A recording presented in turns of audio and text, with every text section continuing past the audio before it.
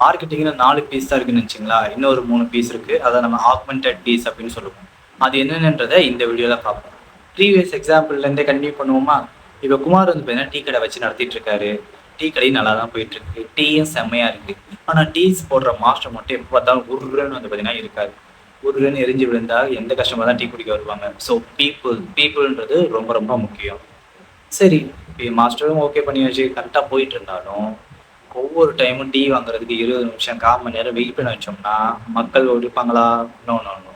மக்கள் பொறுமைய இழந்துருவாங்க. அதனால மக்களுக்கு ப்ராப்பரான டைமிங்ல ப்ராப்பரா வந்து தான் குடுக்கணும்.